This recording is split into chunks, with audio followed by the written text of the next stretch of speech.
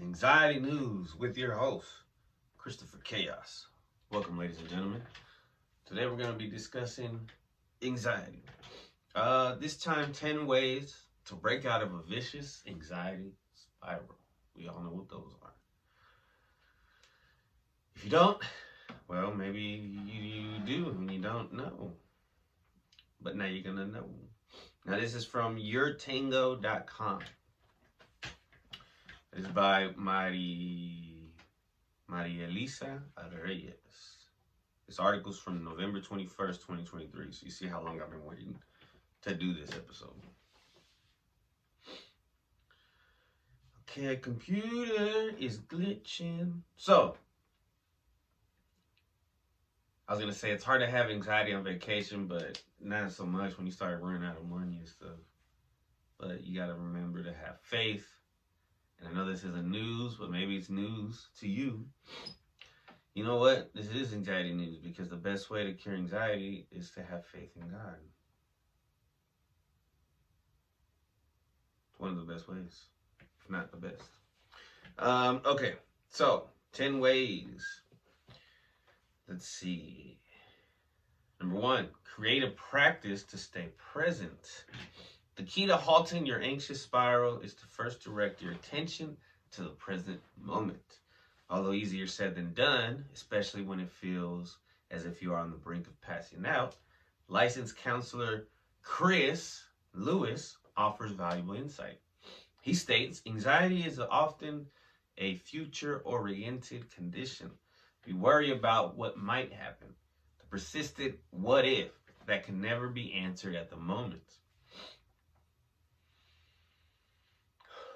Sorry, I've been drinking a lot of caffeine. He goes on to say that if you're experiencing anxiety, it's important to ask yourself if your worries are taking place in the current moment. If not, he recommends shifting your focus to the present momentum. Tune into the sounds around you.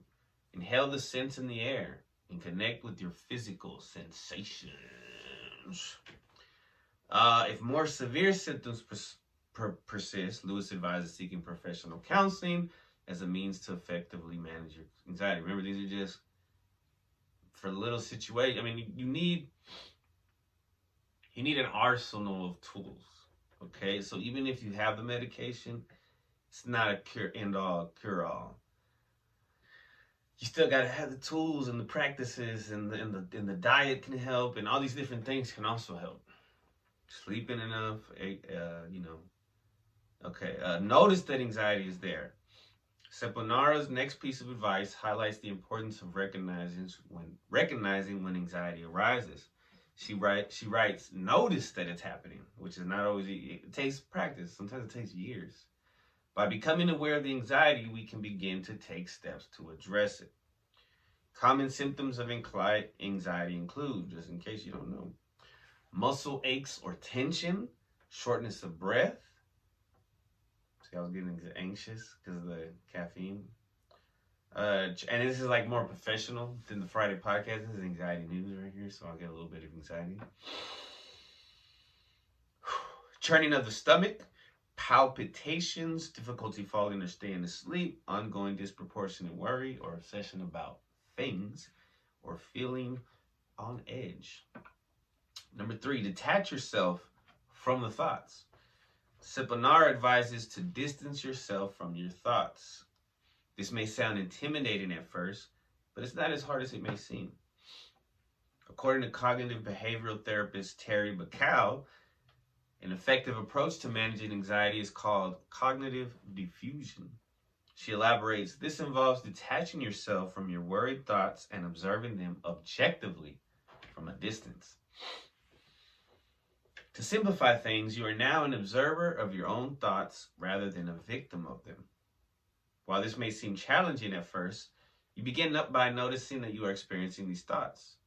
Next, tell yourself that a worried thought is just like any other thought and that it's okay to feel concerned.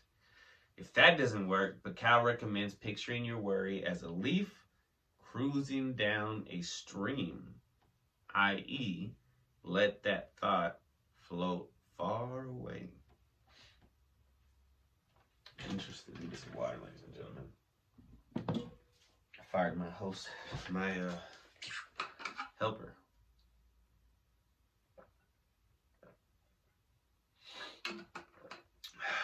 Water helps too.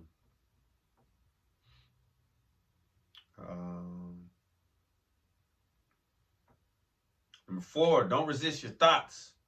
For those of us who've dealt with anxiety, it's clear resisting only makes it worse. So instead of resisting your thoughts, let's observe them with a curious mindset. Life coach Andrea Schur calls this technique wonder spotting.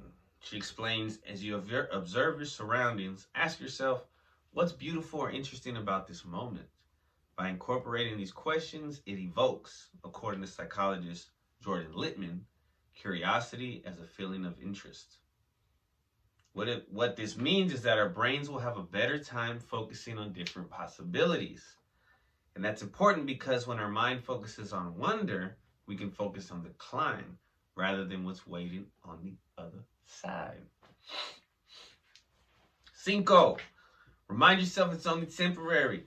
While dealing with anxiety is no picnic in the park, it's important to recognize that it is often a temporary cloud in the sky.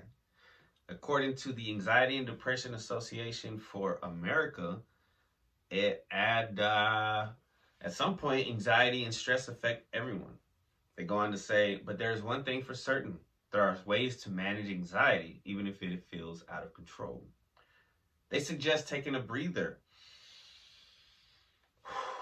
getting your exercise on, eating well, getting enough sleep, inhaling deeply, and slowly counting to 10 if needed. Remember, life is a roller coaster, and you cannot control everything. But if you can navigate the twists and turns with some self-care and perspective. Número 6, go outside and connect with Mother Earth. Most of us have heard the phrase, touch grass before. Never heard that. In this case, touching grass may be exactly what you need to alleviate your anxiety. Yo, that's why they say grounding. When you take off your socks and shoes, make sure you got some clean grass and you just step out there on the earth. Feels amazing. Sepanara writes, get outside and connect with nature. Put your feet in the grass. Oh, I just said that. Feel the sun on your skin or breathe in the fresh air. In agreement with Sepanara, studies from the National Library of Medicina, just medicine, show that our minds and bodies tend to relax in a more natural setting. If that isn't a good enough reason, going outside can also help boost creativity, problem-solving abilities, concentration, and attention. That's why Ralph Barbosa goes out to a pond and ponders. Shout out to Ralph. Special podcast. He's been killing it, man. Holding it down for the whole city of Dallas, especially Mesquite Garden. That's dope as fuck. Lean on your support system. Number 7. When faced with anxiety, having a reliable support system is crucial. A comprehensive analysis of 64 studies revealed that a positive social communication with family and friends reduces anxiety and develops feelings of security. This is what I was talking about in the intro. You don't have to celebrate Christmas to kick it with your family on Christmas. And further research suggests that fostering connections with friends helps enhance our resilience and navigate future issues by ourselves. Yes. Plus, our self-esteem and sense of autonomy are improved just by having great friends who support us. So it's a win-win, baby. Try a breath work practice. Another tip to ease your anxiety is to dive into the world of breath work. This ancient practice originates from countries such as China, India, Japan, and Tibet, where it was revered for its healing properties and improvement of overall well-being.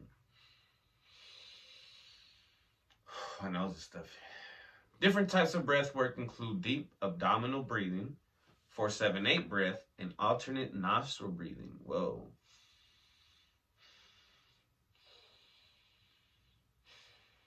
Person's horrible. The benefits of incorporating breath work into your routine include alleviating stress, reducing blood pressure, and helping with addiction recovery. Oh. Change your environment. Subtle changes to your physical space can do wonders when it comes to soothing your anxiety. If you're not where you're sure to begin, try incorporating plants and a new pillow into your workspace. I cleaned up. You know, I had to get rid of some stuff to ease some anxiety for me.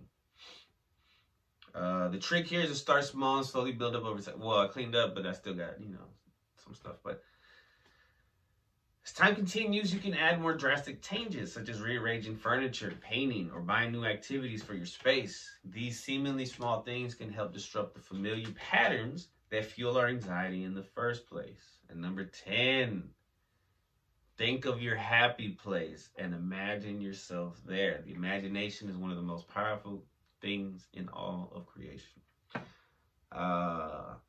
Last but not least, another way to manage your anxiety is by envisioning your happy place. If you're wondering what that means, simply put, picture an environment in which you find happiness and comfort. Personally, this author, this writer, this journalist is saying their happy place is curling up in bed with a book in their hands. Sounds pretty nice. Immerse yourself in that memory and let it wash over you. If you are having difficulty picturing something, incorporating techniques such as breath work can help serve as a guide to transport you into your happy place. So in the summertime when I was on vacation, I loved kicking it outside.